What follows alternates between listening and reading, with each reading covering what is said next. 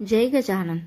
चुकूनही संध्याकाळी ही 3 कामे करू नका, नाहीतर घरात येईल कायमची गरिबी आणि दारिद्र्य. संध्याकाळी कोणती अशी कामे आहे जी चुकून सुद्धा करू नये, ज्यामुळे लक्ष्मी आपल्या घरात राहणार नाही. चुकून ही 3 कामे करू नये. हे 3 कामे केल्यामुळे आपल्या घरामध्ये दारिद्र्यता निर्माण होते, श्रीमंती नाहीशी होते. आपल्या हिंदू धर्मशास्त्रामध्ये प्रत्येक काम करण्याची एक विशिष्ट अशी वेळ असते आणि योग्य वेळी योग्य काम केल्यामुळे आपल्याला त्याचे फळ सुद्धा चांगलेच मिळतील. योग्य वेळी योग्य काम केल्यामुळे आपल्या घरामध्ये सुख, शांती, वैभव नांदू लागते. परंतु तेच काम जर आपण चुकीच्या वेळी केले तर आपल्या घरामध्ये अशांती, क्लेश, भांडण, वाद घडू लागतात.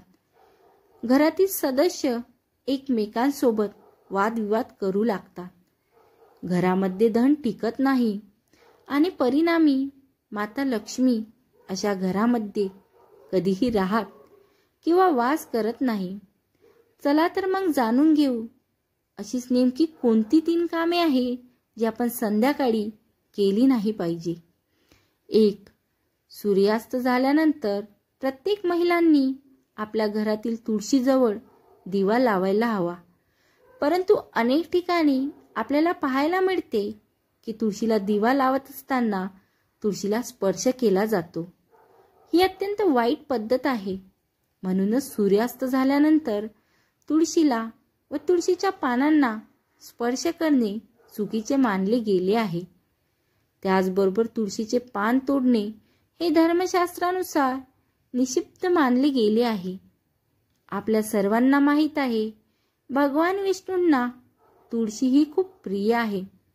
म्हणून संध्याकाळी दिवा लावताना आपल्याला ह्या चुका टाळायला हव्यात. ह्या चुका टाळल्यामुळे माता लक्ष्मी आपल्यावर प्रसन्न होईल. 2. अनेक महिला संध्याकाळी अंगण, घरदार झाडत असतात.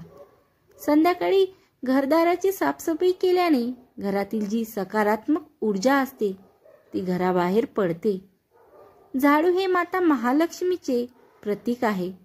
संध्याकाळी माता महालक्ष्मी आपल्या घरी येत असते. हे लक्षात ठेवा.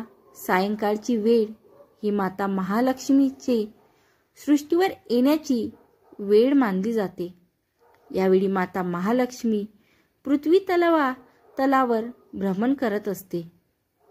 म्हणूनच माता महालक्ष्मी संध्याकाळच्या वेळी प्रत्येकीच्या घरामध्ये प्रवेश करत असते.